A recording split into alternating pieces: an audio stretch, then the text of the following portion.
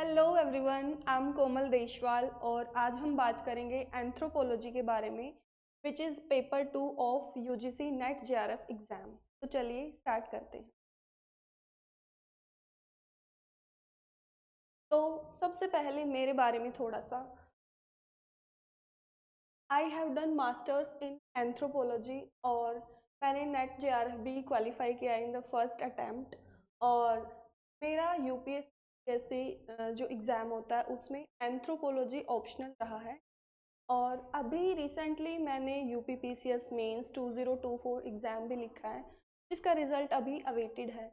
तो ये सब बताने का पर्पज़ ये है कि एंथ्रोपोलॉजी को मैंने काफ़ी डीप में पढ़ा हुआ है और इस सब्जेक्ट की अंडरस्टैंडिंग है, लेकिन इसका मतलब ये नहीं है कि आपको भी बहुत ज़्यादा डीप में पढ़ना। हम सिर्फ उतना ही पढ़ेंगे जितना नेट एग्ज़ाम के लिए रिक्वायर्ड है, ना तो उससे बहुत ज़्यादा ना उससे बहुत कम। जितनी रिक्वायरमेंट है उतना ही हम पढ़ेंगे।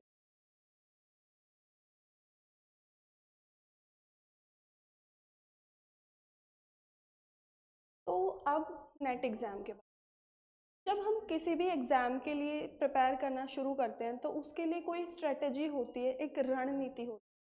तो नेट जेआरएफ के लिए भी वैसे ही रणनीति ज़रूरी होगी, बेशक हम एंथ्रोपोलॉजी पढ़ रहे हों या कोई और सब्जेक्ट पढ़ रहे हों। इसीलिए एक चीज़ जो बहुत इम्पोर्टेंट है, जब हम एंथ्रोपोलॉजी को पढ़ना शुरू करेंगे तो सबसे पहले हमें उस सलेबस की अंडरस्टैंडिंग होनी। The most important thing for any exam is it's syllabus. तो ये नहीं कि जब हम एंथ्रो पढ़ेंगे तो डायरेक्टली हम जो स्टडी मटेरियल है उस पर जंप करेंगे और डायरेक्ट पढ़ना शुरू। सबसे पहले हमें उस सब्जेक्ट की जो सिलेबस है उसकी बहुत डीप में अंडरस्टैंडिंग होनी चाहिए, तभी हम सब्जेक्ट को अच्छे से समझ पाएंगे। जो नेक्स्ट पॉइंट है स्ट्रेटजी का वो है पीवाईक्यू। प्रीवियस ईयर क्वेश्चंस को पढ़ना बहुत ज़्यादा इम्पोर्टेंट है।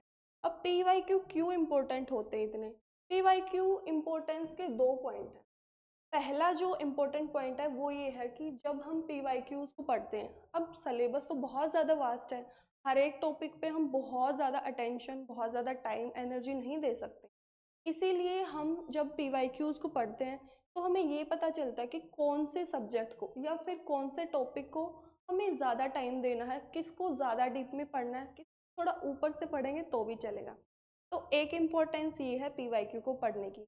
दूसरी जो इम्पोर्टेंस है वो, जब हम पीवाईक्यूज को देखते हैं तो हमें ये पता चलता है कि कौन से टॉपिक से किस टाइप के क्वेश्चन पूछे जा रहे हैं। अब जो नेट जेआरएफ का एग्ज़ाम है फैक्चुअल क्वेश्चंस ज़्यादा पूछते हैं, कुछ कुछ कॉन्सेप्चुअल भी आते हैं लेकिन फैक्चुअल ओरिएंटेशन ज़्यादा रहती है। तो इसीलिए जब हम पीवाईक्यू पढ़ेंगे तो हमें पता चलेगा कि इस वाले टॉपिक से क्वेश्चन पूछे जा रहे हैं और इस टाइप के क्वेश्चन पूछे जा रहे हैं। तो इसीलिए पीवाईक्यू को बिल्कुल भी इग्नोर नहीं करना है। अब जो नेक्स्ट इम्पोर्टेंट चीज़ आती है सिलेबस और पीवाईक्यू के बाद वो है clarity and understanding of the subject. मतलब कोई भी टॉपिक हम पढ़ें उसकी हमें उस लेवल की अंडरस्टैंडिंग होनी चाहिए जिस लेवल का उस पेपर में पूछा जा रहा है, एग्जाम में पूछा जा रहा है। ठीक है, ये मेरा काम है आपको बहुत अच्छे से समझाना, क्योंकि मैंने बहुत डीप में पढ़ा है। आपको भी जितनी रिक्वायरमेंट है उतना मैं समझा दूँ। उसके बाद जो इम्पोर्टेंट चीज़ है वो है प्रैक्टिस। अब जब हम एग्ज़ाम देने जाते हैं तो कई बार अगर प्रैक्टिस करके नहीं गए तो हमें टाइम मैनेजमेंट इशू हो सकता है, या फिर हमें उस टाइम पे भाग दौड़ में समझ नहीं आता कि किस क्वेश्चन को कैसे अटैम्प्ट करना, किस टाइप के क्वेश्चंस को पहले अटैम्प्ट करना, कौन सा हम स्किप करना है। तो ये चीज़ आती है प्रैक्टिस से। जब हम एक बार सिलेबस को पढ़ लेते हैं, पीवाईक्यूज को एनालाइज कर लेते हैं और पूरे सब्जेक्ट की अच्छे से अंडरस्टैंडिंग हो जाती है, उसके बाद हमें प्रैक्टिस करना बहुत ज़्यादा ज़रूरी है ताकि एग्ज़ाम हॉल में हम अच्छे से परफॉर्म कर पाएँ। जितनी हमने मेहनत करी है उसके अकॉर्डिंग हम उस दिन भी अपना दे पाएँ। और एक बहुत इम्पोर्टेंट चीज़ स्पेशली नेट वाले एग्ज़ाम में वो है टिप्स एंड ट्रिक्स। क्योंकि फैक्चुअल पेपर ज़्यादा है, ये कॉन्सेप्चुअल भी है लेकिन फैक्चुअल ओरिएंटेशन ज़्यादा है। इसीलिए हमें कुछ ऐसी टिप्स एंड ट्रिक्स पता होनी चाहिए जिससे हम जल्दी से याद कर पाएँ फैक्ट को। कुछ ऐसा शॉर्ट फार्मूलाज होने चाहिए जो जल्दी से जल्दी हम याद करें और पेपर में हम उसको प्रोड्यूस भी कर पाएँ क्वेश्चन सोल्व करते टाइम। ठीक है, ये 5 चीज़ें बहुत ज़्यादा इम्पोर्टेंट है। अब मेरा क्या काम रहेगा? सिलेबस तो देखिए आज ही मैं आपको बहुत अच्छे से समझा दूंगी कि पूरा एंथ्रो का सिलेबस क्या है, कौन से टॉपिक इसमें पूछे जाते हैं, वो मैं आपको समझाऊंगी। दूसरा है PYQs का। अब जैसे जैसे हम क्लासेस में फर्दर प्रोसीड करेंगे, तो जो भी टॉपिक हम पढ़ेंगे उसके PYQs मैं आपको बताऊंगी। इस टाइप के क्वेश्चन पूछे जा रहे हैं, आपको इस तरीके से पढ़ना है, आपका माइंडसेट ऐसा होना चाहिए इस टॉपिक को पढ़ते हुए, ठीक है। PYQs मैं आपको बताऊंगी। दूसरा है क्लैरिटी एंड अंडरस्टैंडिंग, वो मेरा काम है आपको अच्छे से समझाना। कॉन्सेप्चुअल अगर नीड है तो कॉन्सेप्चुअल तरीके से समझाना। देखिए अगर फैक्चुअल एग्जाम है तो ये नहीं है कि हम सिर्फ फैक्ट्स ही रटने हैं। फैक्ट्स जब रटे जा सकते हैं, जब हम फैक्ट्स को तब याद कर सकते हैं जब हमें कॉन्सेप्चुअल अंडरस्टैंडिंग भी हो। रट्टा भी ऐसे ही नहीं मारा जाता है, रट्टा मारने के लिए भी समझ होनी चाहिए। तो समझ आएगी कॉन्सेप्चुअल अंडरस्टैंडिंग से। मैं आपको कॉन्सेप्चुअल अंडरस्टैंडिंग अच्छे से समझाऊंगी, और जो फैक्ट्स हैं वो भी आपको बताऊंगी कि इस टाइप के फैक्ट्स इस टॉपिक से पूछे जा रहे हैं, आपको वो प्रिपेयर करना है। उसके बाद प्रैक्टिस आपके ऊपर है, PYQ से प्रैक्टिस कीजिए, टेस्ट सीरीज लीजिए, जहाँ से भी जैसे आपको ठीक लगे प्रैक्टिस जरूर कीजिए। और टिप्स एंड ट्रिक्स मेरी जिम्मेदारी है, मैं आपको हर एक टॉपिक के साथ साथ बताती जाऊंगी। आप इस तरीके से इस चीज़ को याद कर सकते हैं, जैसे मैंने याद किया था वैसे आपको बताऊंगी, ताकि आप जल्दी से जल्दी उसको याद कर पाए और एग्जाम में प्रोड्यूस कर पाए, ठीक है। तो यहाँ से स्टार्ट होता है मेन क्लास, यहाँ से स्टार्ट हो रही है हमारी मेन चीज़, वो है एंथ्रोपोलॉजी। अब एंथ्रोपोलॉजी आपने सुना होगा, ऐसा सब्जेक्ट है जिसमें स्टडी करते हैं, लेकिन थोड़ा और डीप में समझते हैं कि एंथ्रोपोलॉजी बेसिकली ये सब्जेक्ट क्या है, क्या ये पढ़ता है, क्यों इसकी इम्पोर्टेंस। तो जो एंथ्रोपोलॉजी सब्जेक्ट है, तो एंथ्रोपोलॉजी है वो लिया गया है ग्रीक वर्ड से। वर्ड इसमें दो वर्ड्स हैं, एंथ्रोज, एंथ्रोपोज प्लस,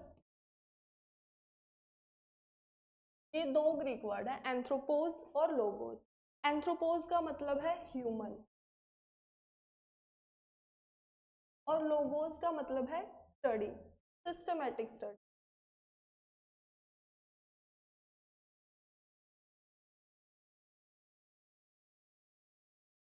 तो एंथ्रोपोलॉजी का मतलब क्या हुआ, एंथ्रोपोज और लोगोस। एंथ्रोपोज मतलब ह्यूमंस और लोगोस मतलब साइंटिफिक स्टडी, एक साइंस है anthropology.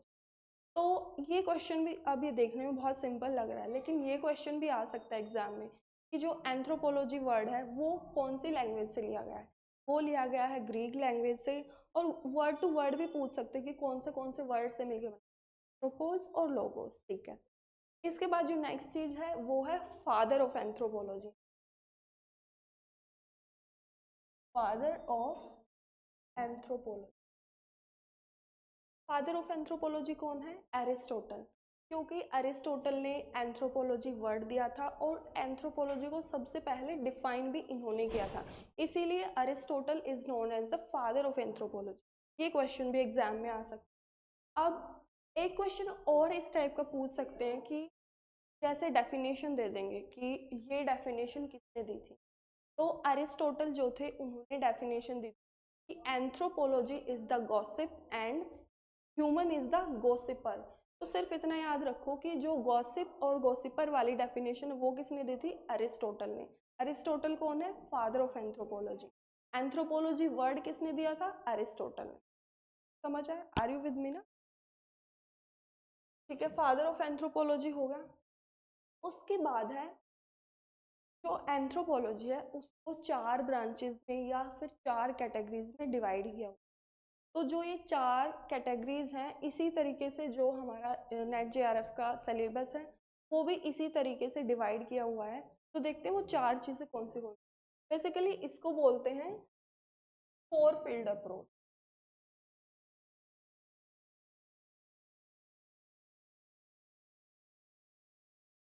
This is known as four field approach. ये भी क्वेश्चन आ सकता है कि फोर फील्ड अप्रोच किसने दी थी। तो जो ये फोर फील्ड अप्रोच है वो दी थी फ्रेंच बोआस ने। फ्रेंच बोआस ने दी थी फोर फील्ड अप्रोच। और फ्रेंच बोआस कौन थे? American anthropologist. ठीक है, अब 4 कैटेगरीज हैं, कौन सी? ये हैं socio cultural anthropology, socio cultural anthropology, second biology या फिर physical anthropology, and third one in is archaeological logical, and fourth one linguistic.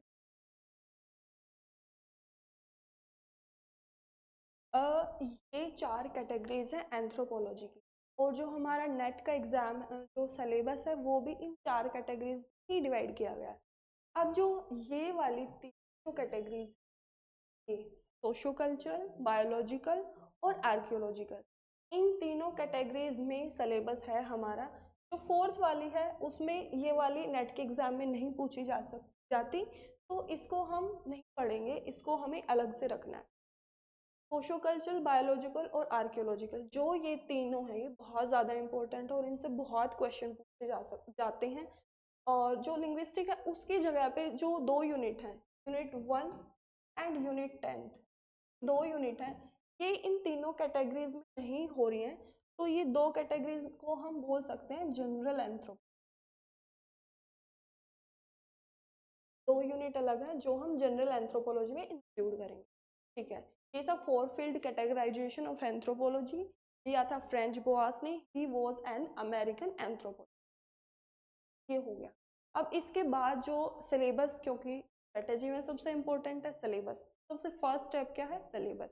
तो आज हम सिलेबस को डिटेल में देखेंगे कि कौन से टॉपिक्स हैं इन तीनों कैटेगरीज में और कैसे क्वेश्चन पूछे जा सकते हैं, आने वाली क्लासेस में देखेंगे। सबसे पहले सिलेबस को अच्छे से,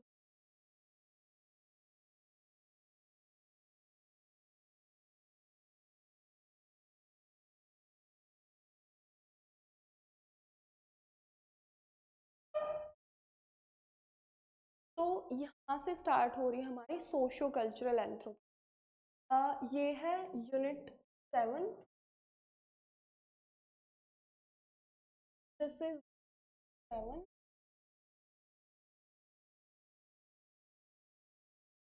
सोशो कल्चरल।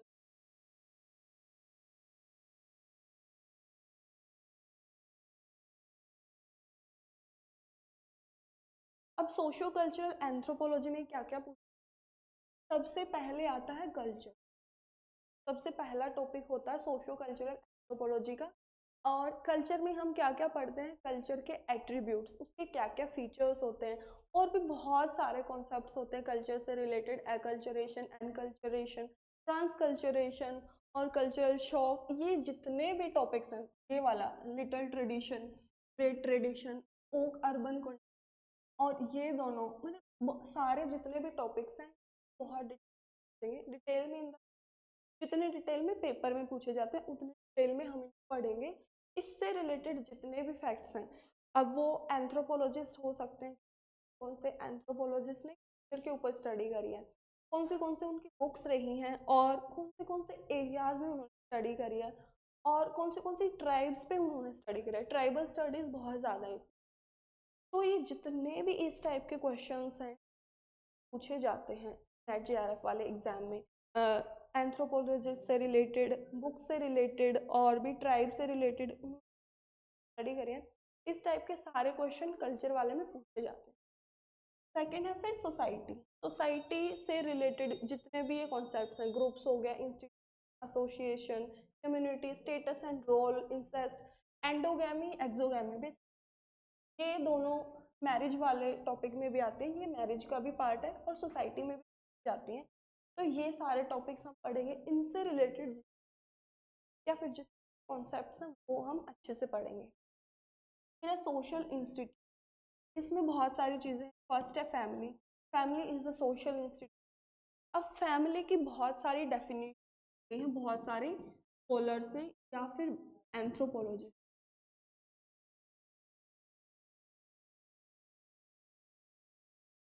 तो जितनी भी डेफिनेशन हैं, ऐसे क्वेश्चन भी पूछ कि ये वाली डेफिनेशन कौन से एंथ्रोपोलॉजी, ये नहीं कि हमें पूरी डेफिनेशन याद करना होगा, जो मेन वर्ड है वो हमें पता होना चाहिए कि इस एंथ्रोपोलॉजिस्ट ने इस टाइप की डेफिनेशन, जैसे अरिस्टोटल की हम गॉसिप और गॉसिपर ये 2 वर्ड याद किए थे, ऐसे ही इसमें जितने भी एंथ्रोपोलॉजिस्ट होंगे उन पॉइंट में कीवर्ड पकड़ेंगे और उनको याद करेंगे। फिर ये यूनिवर्सैलिटी, इस पे डिबेट होते हैं, इससे क्वेश्चन नहीं आते हैं उतने, ये यूपीएससी का टॉपिक है। नेट में इतने मतलब कॉन्सेप्चुअल क्वेश्चन पूछे जाते हैं, यहाँ से क्वेश्चन पूछे जा सकते हैं। और ये जितने भी मेथड्स हैं स्टडी को स्टडी करने के, फैमिली को, टाइप्स ऑफ फैमिली, ये हाँ इसमें से क्वेश्चन फैक्चुअल क्वेश्चन जा सकते हैं। इसमें भी वही वाली चीज़ें, जो एंथ्रोपोलॉजिस्ट हैं, स्टडी उन्होंने करी है, कहाँ स्टडी करी है, बहुत सारी ट्राइब्स हैं रिलेटेड बुक, सारी चीज़ें इसमें आएंगी। हाँ, ये सारे टाइप्स ऑफ फैमिली, फैमिली के फंक्शन हो गए। ट्रेंड्स ऑफ चेंज, ये वाला जो नया एस्पेक्ट है अब सारे, ये थोड़ा सा कॉन्सेप्चुअल टॉपिक है, इसमें फैक्चुअल उतना ज़्यादा नहीं है, जितना फैक्चुअल पूछेंगे उतना हम पढ़ लेंगे, बाकी ज़्यादा हम फैक्चुअल पे फोकस करेंगे, समझने का जितना है उतना समझ। फिर उसके बाद है मैरिज, ये भी बहुत इंपॉर्टेंट टॉपिक है, मैरिज से बहुत क्वेश्चन पूछे जा सकते हैं।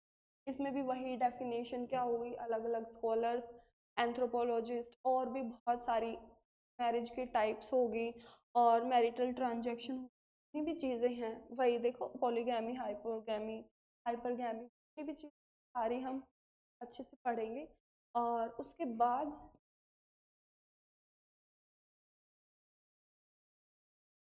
मैरिज के किनशिप, ये बहुत important, basically socio cultural anthropology से काफ़ी क्वेश्चन आते हैं, ये पूरा ही इम्पोर्टेंट। किनशिप, किनशिप रिलेटेड कई सारी चीज़ें, डेफिनेशन होगी, टाइप्स होगी, और भी फ्रेटरी, मोइटी, जो चीज़ें हैं, मोइटी, फ्रेटरी, क्लैन, ये ट्राइबल कल्चर से रिलेटेड, जो ट्राइब्स होते हैं एक टाइप से डिवीजन होते हैं, ग्रुप्स होते हैं, इससे भी क्वेश्चन आते हैं, तो इसको पढ़ेंगे। उसके बाद है इकोनॉमिक एंथ्रोपोलॉजी, इकोनॉमिक एंथ्रोपोलॉजी, जो ट्राइबल कल्चर होते हैं या फिर जो विलेज कल्चर होते हैं, रूरल एरियाज होते हैं, वहाँ पे किस टाइप की इकोनॉमी को लोग फॉलो करते हैं, और जैसे बार्टर सिस्टम हो गया, रेसिप्रोसिटी हो गया, इस टाइप की चीज़ें इसमें आएंगी। इस स्टोरीज वाला पार्ट जो है काफ़ी क्वेश्चन आता है, इसमें बहुत सारे एंथ्रोपोलॉजिस्ट बुक्स हैं, ये हमें थोड़ा डीप में देखना होगा किस टाइप के क्वेश्चन पूछे जा रहे हैं और किस टाइप के फैक्ट्स पूछे जा रहे हैं, ये वाला टॉपिक बहुत इंपॉर्टेंट, और ये जजमानी सिस्टम वगैरह इनसे रिलेटेड हम देखेंगे। उसके बाद है लीगल एंथ्रोपोलॉजी, तो ट्राइबल कल्चर है, रूरल कल्चर है, वहाँ पे किस टाइप का लीगल सिस्टम फॉलो होता है, क्या वहाँ पे लीगल इंस्टीट्यूट, बेसिकली जैसे विलेज में खाप पंचायत होते हैं, उस टाइप की स्टडी इसमें करेंगे, और भी बहुत सारे सोशल इंस्टीट्यूट देखेंगे लॉ से, इस वाले टॉपिक। उसके बाद है political organisation, political organisation definition, तो ये वाली चीज़ है ना, band, tribe, chiefdom and state, इस वाले से क्वेश्चन पूछे जा सकते हैं, तो देखेंगे देखेंगे हम सारे ही बहुत अच्छे से, जिस डिमांड है वाले टॉपिक को उतना ही टाइम हम देंगे, तो ऐसा नहीं कि स्किप करेंगे, जिस टॉपिक से जिस टाइप के और जितने क्वेश्चन पूछे जा रहे हैं तो हम उतना ही टाइम देंगे, अच्छे से करेंगे। तो next is religion and belief system, ये बहुत इंपॉर्टेंट टॉपिक है, इससे भी क्वेश्चन पूछे जाते हैं। डेफिनेशंस होगी, वही स्कॉलर्स, उनकी डेफिनेशन, उनकी बुक्स, और स्टडीज़ कहाँ कहाँ पे करी हैं, ये सारी चीज़ें, ये टाइप्स ऑफ रिलीजन हो गया, ये सारी चीज़, टोटमिज्म इम्पोर्टेंट, ओके, ये हो गया सारी चीज़ें, टाइप्स वगैरह, बहुत क्वेश्चन इससे भी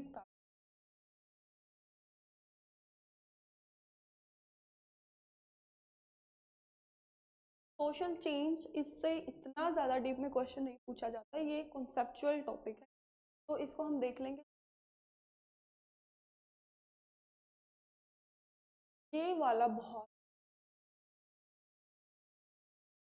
तो यूनिट 8 है, स्टोरीज इन सोशल एंड, इसमें बहुत सारा बहुत सारे फैक्ट्स हैं, स्कॉलर्स, उनकी स्टडीज, उनकी बुक्स से क्वेश्चन इस टाइप के पूछे जाते हैं, तो इसको भी हम अच्छे से देखेंगे, थोड़ा थोड़ा हमें थोड़ा थोड़ा, क्योंकि थ्योरीज है, बेसिक बेसिक जो चीज़ें हैं वो भी हमें थोड़ी सी समझनी पड़ेंगी। इनके पीछे का कॉन्सेप्ट क्या, स्ट्रक्चरलिज्म क्या है, ये जो इससे रिलेटेड मेन एंथ्रोपो क्या आइडियोलॉजी थी, क्या बिलीफ थे, कौन सी स्टडीज करी, ये सारी चीज़ें। तो ये वाला टॉपिक जो है पूरा ही थ्योरीज इन सोशल एंड थोड़ा सा फैक्चुअल ओरिएंटेशन ज़्यादा रहेगा, लेकिन इसमें क्वेश्चन काफ़ी पूछे जाते हैं। तो ये सारी थ्योरीज को हम बहुत अच्छे से समझेंगे, जिस टाइप से क्वेश्चन पूछे जा रहे हैं उस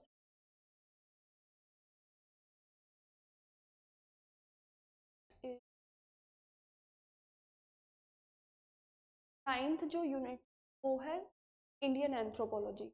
तो पहले की 2 यूनिट थी वो थी वर्ल्ड पर्पज से, वर्ल्ड का क्या पर्सपेक्टिव, वर्ल्ड में कैसे कैसे सोशल एंथ्रोपोलॉजी वर्क कर रही है। लेकिन जो ये वाली यूनिट थी इंडियन कंटेक्स्ट में, कि इंडिया में किस टाइप से सोशल एंथ्रोपोलॉजी काम कर रही है।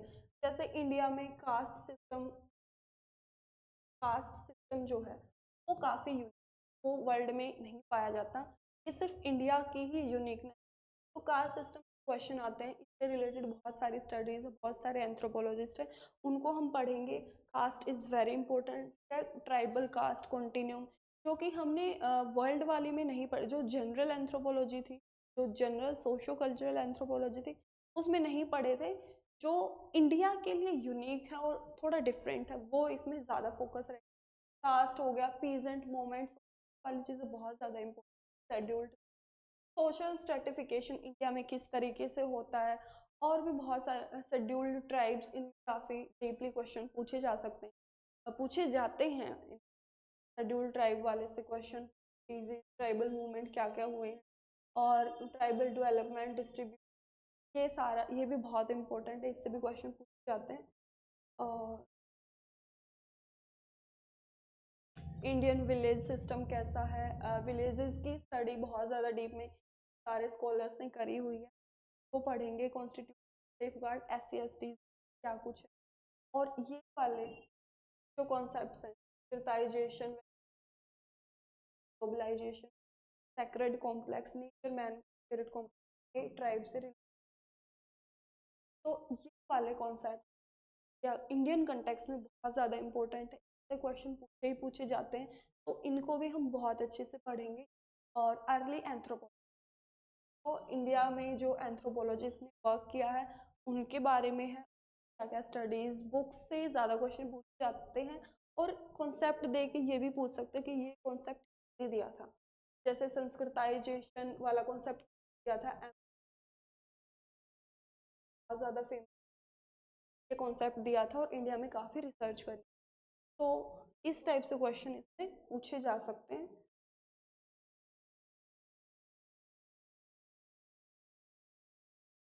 ये ये देखा सोशो कल्चरल एंथ्रोपोलॉजी, यहाँ से स्टार्ट हो रही है बायोलॉजिकल एंथ्रोपोलॉजी, या फिर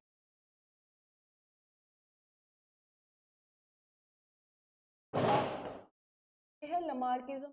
लमार्क ये सारी बेसिकली थ्योरीज हैं जो इवोल्यूशन का, कैसे इवोल्यूशन, ह्यूमन की सबसे पहले बर्थ कैसे हुआ, तो जितनी भी उससे रिलेटेड थ्योरी है ये वो वाली थ्योरी, और ये वाली काफ़ी इंपॉर्टेंट है। डार्विनिज्म आपने सुना, neo Darwinism, synthetic theory very important, और ये भी जितनी भी थ्योरी क्वेश्चन पूछे जाते हैं तो इनको हम पढ़ेंगे।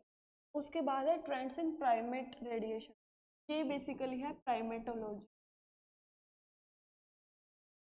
प्राइमेटोलॉजी में बेसिकली क्या पढ़ते हैं, तो बोलते हैं ना कि हमारा इवोल्यूशन बंदरों से हुआ है, चिंपैंजीज से हुआ है, तो ये वाली चीज़ें एज ए ह्यूमन हमारा इवोल्यूशन कौन सी चीज़ से इवोल्यूशन होके हमारा, तो ये वो वाली चीज़ है कि कौन से प्राइमेट्स थे, उनके क्या क्या फीचर्स रहे, इनसे भी क्वेश्चन पूछे जाते हैं।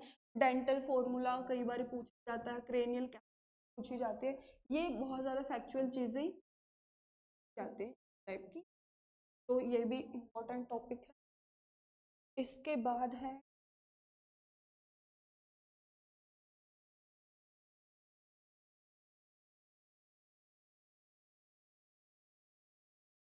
वाले सारे फीचर ये सारे फीचर्स हैं जो अर्ली प्राइमेट से इवोल्यूशन है टाइप इनसे भी जाते हैं कि क्वाड्रूपेडरलिज्म क्या होता है, कौन से स्पीसीज में ये वाला फीचर होता है, ट्रैकिएशन क्या होता है, ये वाला फीचर होता है, बाइपेडलिज्म, और भी प्राइमेट सोशल बिहेवियर कैसा होता है, इन क्वेश्चन पूछे जाते हैं। तो ये भी हम देखेंगे। बाद एक्सटेंट प्राइमेट्स तो और प्राइमेट बेसिकली अफ्रीका में जो प्राइमेट्स थे उससे कैसे हमारा इवोल्यूशन हुआ है, अफ्रीका से कैसे माइग्रेट होके यूरोप में, एशिया में वो स्पीसीज आई और धीरे धीरे ह्यूमन इवोल्यूशन वाली चिंपैंजी, गोरिल्ला और गिब्बन, और उनसे कैसे ह्यूमन का इवोल्यूशन हो। उसके बाद है फॉसिल्स। ये बेसिकली सारी प्राइमेटोलॉजी ही चल रही है अभी तक।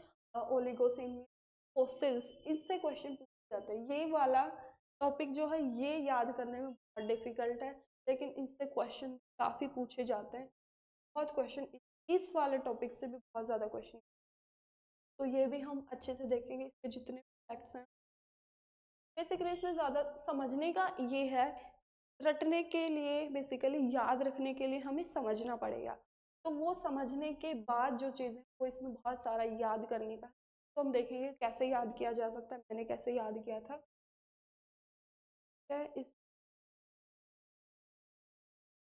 साहेल ट्रोपस सडेंसिस वाली सारी अफ्रीका में जो माइग्रेट होके इंडिया में वही है, सारी स्पीसीज का इवोल्यूशन।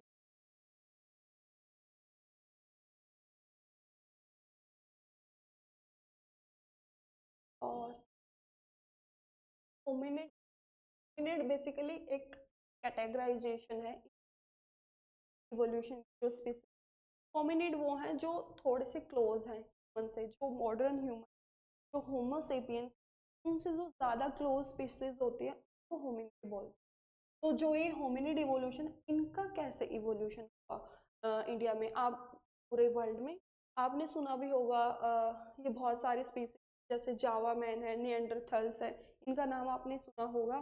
तो ये सारी चीज़ें पढ़ेंगे कि कैसे कैसे ऑल ओवर द वर्ल्ड कौन सी स्पीसीज जो माइग्रेट होके पूरे वर्ल्ड में फैली और धीरे धीरे जो मॉडर्न ह्यूमन तक पहुंच, जैसे कि एशिया में जावा मैन था, पैकिंग मैन, यूरोप में डमानिसी था, और ये वाली बहुत सारी स्पीसीज हम देखेंगे। तो ये सारी चीज़ें वही है अफ्रीका में, रोडेसियन, चाइना।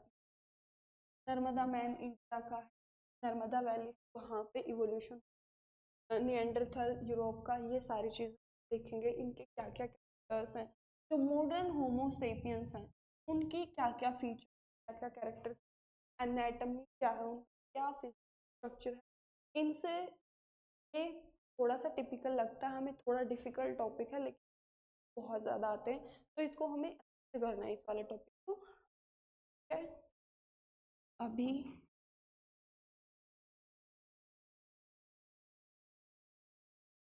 ये वही वाली मॉडर्न ह्यूमन इवोल्यूशन जो हुआ है उससे रिलेटेड बहुत सारे मॉडल्स और बहुत सारी थ्योरी, अलग अलग एंथ्रोपोलॉजिस्ट ने क्या क्या स्टडी करी हैं, इनको भी हम फिर ये वाला है क्लासिफिकेशन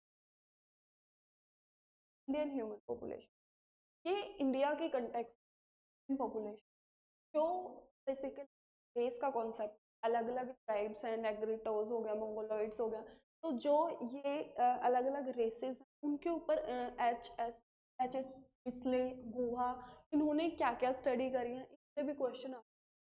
तो स्कॉलर बहुत ज़्यादा इंपॉर्टेंट है, इससे क्वेश्चन आता है। और लैंग्वेज डिस्ट्रीब्यूशन, कौन सी लैंग्वेजेस जो एथनिक ग्रुप्स हैं इंडिया के वो यूज़ करते हैं, उनके बारे में पढ़ेंगे। लैंग्वेज, लैंग्वेज का यही वाला पार्ट है जो इस वाले पेपर में पूछा जाता है, तो बहुत ज़्यादा लैंग्वेज पे क्वेश्चन, ये वाला इम्पोर्टेंट है, ये हम हाँ, वाला भी ह्यूमन जेनेटिक्स से रिलेटेड से भी क्वेश्चन आता है। ये बेसिकली मेथड्स हैं जेनेटिक्स को पढ़ने की, कौन से हम जीन्स को पढ़ते हैं, साइटोसिस का नाम भी जेनेटिक्स, जेनेटिक्स, ये बहुत सारे जेनेटिक्स के ऊपर स्टडीज़ हैं, भी क्वेश्चन आते हैं, इनको भी हम देखें। साइटोजेनेसिस क्या होता है, सेल डिवीजन क्या होता है, थोड़ी थोड़ी बायोलॉजी है ना, बायोलॉजी वाला पार्ट, लेकिन इससे क्वेश्चन तो इसको हम देखेंगे, हाइब्रिडाइजेशन सारी चीज़ें हम देखेंगे। बाद लिंकेज क्रोमोसोम, जो क्रोमोसोमल डिजीजेज होती है उनके बारे में, डिजीज से रिलेटेड भी काफ़ी क्वेश्चन आते हैं, अलग अलग तरीके सिंड्रोम होते हैं, एडवर्ड सिंड्रोम, क्लाइनफेल्ड सिंड्रोम पे भी हम देखेंगे क्या क्वेश्चन पूछे जा रहे हैं। फिर मोड्स ऑफ इनहेरिटेंस, ये सिलेबस थोड़ा सा लेंदी आपको लग रहा होगा अभी बताने में, बहुत ज़्यादा इम्पोर्टेंट आपने पढ़ा है तो अभी समझ लीजिए किस टाइप के क्वेश्चन पूछे जाएंगे और कौन से टॉपिक्स में। तो ये बहुत इंपॉर्टेंट चीज़ इग्नोर कर देते हैं बहुत बारी, डायरेक्ट सिलेबस की बजाय हम मटेरियल पे भाग, मटेरियल पढ़ना है, लेकिन मटेरियल पढ़ने से पहले इसकी अंडरस्टैंडिंग बहुत ज़्यादा ज़रूरी है, बहुत इंपॉर्टेंट है, इसीलिए मैं इसको इतना डिटेल में बता। ठीक है, तो इनहेरिटेंस से रिलेटेड जितनी भी सारी चीज़ें हैं, बहुत सारे इंडेक्स होते हैं, इनसे क्वेश्चन आते हैं, फैक्चुअल है लेकिन क्वेश्चन है। उसके बाद पॉपुलेशन जेनेटिक्स से भी क्वेश्चन आते हैं, हार्डी विनबर्ग इक्वेशन, ये सारी फैक्चुअल चीज़ें, कोफिशिएंट हो गया, ये है कोफिशिएंट हो गया, इनसे क्वेश्चन आते हैं सारी चीज़ों, मोलिकुलर जेनेटिक्स, डीएनए, आरएनए, अलग अलग टाइप की क्या नई टेक्नोलॉजी क्या आ रही है, उससे इसमें नई टेक्नोलॉजी से भी क्वेश्चन आते हैं।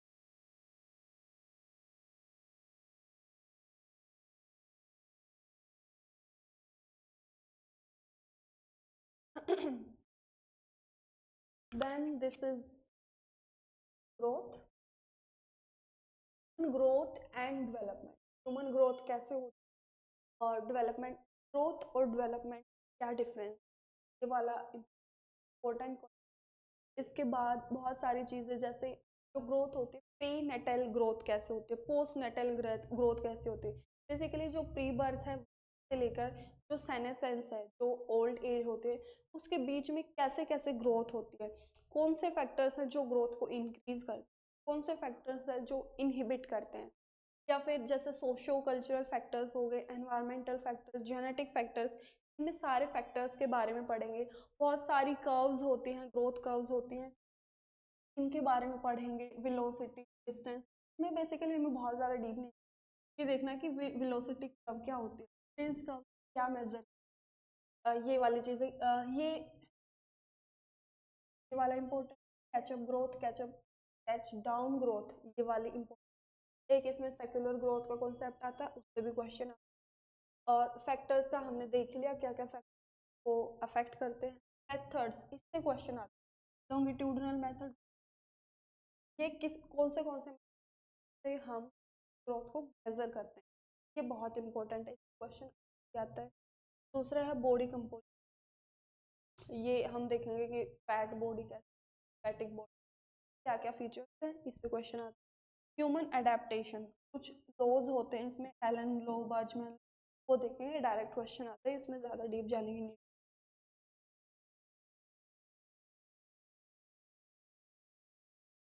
तो मेटोटाइपिंग बहुत इंपॉर्टेंट है, इससे क्वेश्चन आता है। तो शेल्डन और हीथ एंड कार्टर है, इससे क्वेश्चन आते हैं एंथ्रोपोलॉजिस्ट के, कौन सा मेथड था, इन्होंने कैसे स्टडी, ये वाला इम्पोर्टेंट। डेमोग्राफी ऑल्सो इम्पोर्टेंट, इसमें कॉन्सेप्ट है, मोर्बिडिटी हो गया, मोर्टेलिटी, क्या क्या फैक्टर्स हैं, ये वाला इम्पोर्टेंट है। ये कंप्लीट हो गया हमारा बायोलॉजिकल एंथ्रोपोलॉजी। के बाद है यूनिट 5, दैट इज आर्क्योलॉजी, इसमें यूनिट 5th है। 5th में क्या, आर्कियोलॉजी में, आर्कियोलॉजी सारी टाइप्स ऑफ आर्कियोलॉजी, क्या क्या टाइप की आर्कियोलॉजी होती है, कौन होते हैं, वो हम इसमें देखेंगे। उसके बाद डेटिंग मेथड क्या क्या होता है, फिर मतलब कोई भी अगर हम इक्विपमेंट मिल रहा है, कोई टूल मिल रहा है, या कोई भी फॉसिल मिल रहा है, उसको हम ये देखते हैं कि टाइम पे,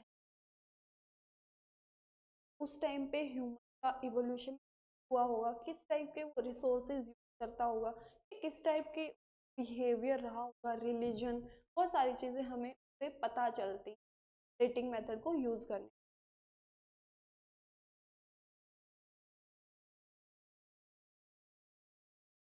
पैलियो एनवायरनमेंट, बेसिकली पहले का एनवायरनमेंट कैसा था, ह्यूमन अभी का जो एनवायरनमेंट और जब ह्यूमन का इवोल्यूशन आज जो मॉडर्न वाला ह्यूमन है वहाँ तक नहीं पहुँचे, तो पहले का में बहुत सारे आते हैं,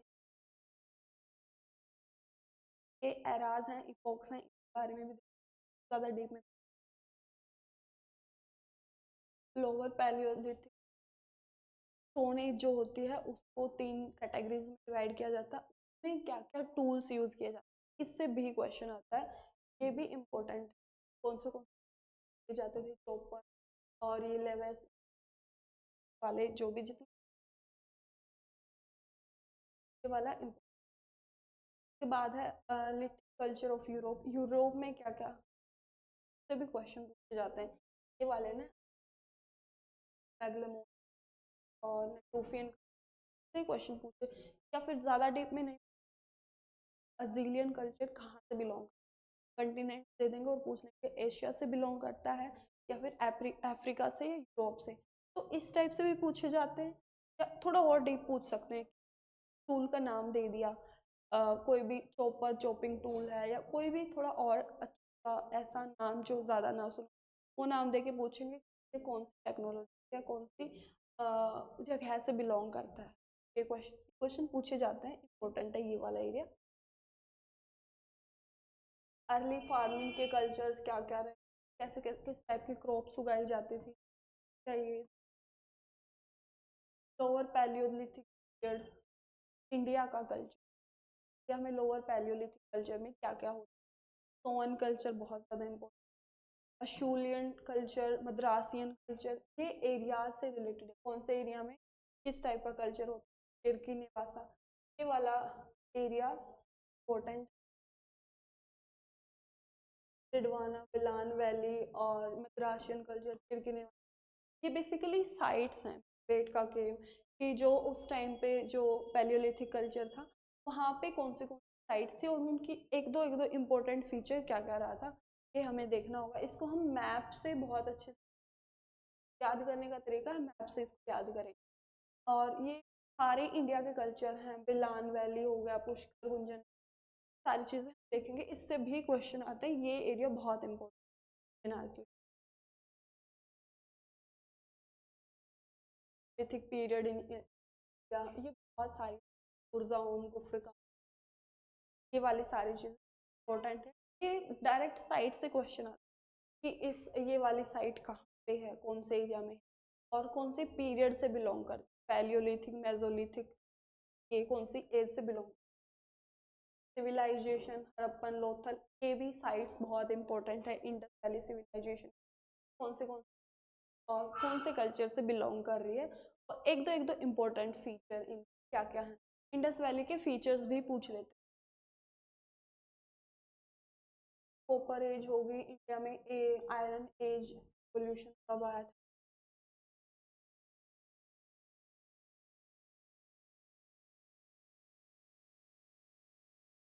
मेन पार्ट था जो बहुत ज़्यादा बल्कि क्वेश्चन जाते हैं, बहुत ज़्यादा इंपॉर्टेंट है, सोशियो बायोलॉजिकल और आर्कियोलॉजी, वो हमने कर लिया। अभी दो बहुत बहुत ही सिंपल सी यूनिट बची हुई है, दैट इज़ फर्स्ट यूनिट और 10th यूनिट, इसको काउंट करते हैं हम जनरल है, तो उन तीनों कैटेगरीज में ट्राई नहीं कर रहा था, थोड़ा सा अलग, तो जो एंथ्रोपोलॉजी उसका हिस्ट्री क्या है, डेवलपमेंट कैसे हुई, क्यों हम पढ़ते हैं, स्कोप क्या है, अदर साइंस के साथ क्या रिलेशन, बेसिकली क्या क्या ब्रांचेस, थोड़ा सा कॉन्सेप्चुअल है, इसमें ज़्यादा क्वेश्चन जाते हैं, तो इसको हम देख लेंगे, क्वेश्चन पूछे जा रहे हैं उस हिसाब से करें, बेसिक अंडरस्टैंडिंग होना बहुत ज़्यादा ज़रूरी है एंथ्रोपोलॉजी की, तो उसके बाद है रिसर्च मेथोडोलॉजी से भी क्वेश्चन, रिसर्च मेथोडोलॉजी क्या है, उसके क्या क्या मेथड, ये इम्पोर्टेंट है, सिस्टमोलॉजी और भी बहुत सारे मेथड्स हैं, भी मेथड जा सकते हैं, वो हम देखेंगे के बाद, ये और भी थ्योरीज हैं, मेथड्स हैं जो भी उससे रिलेटेड है, रिसर्च मेथड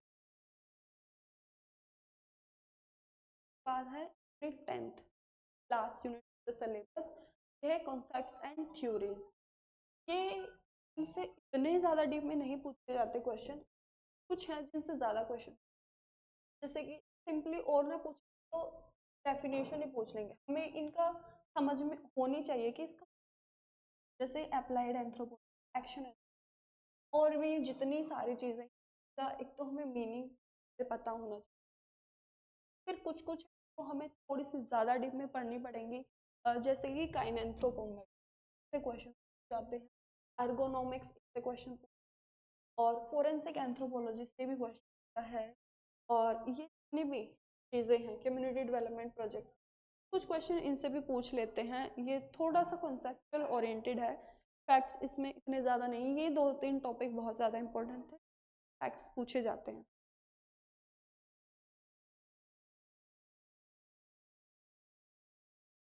डेवलपमेंट स्ट्रेटजी क्या क्या है, रोल ऑफ एनजीओज और एम्पावरमेंट, एलजीबीटी ग्रुप्स क्या, ये इनसे इतना ज़्यादा क्वेश्चन नहीं था, कुछ कुछ थे ये वाले जो मैंने बताए, इनसे क्वेश्चन पूछते हैं। तो दैट्स इट, ये था हमारा सिलेबस एंथ्रोपोलॉजी का।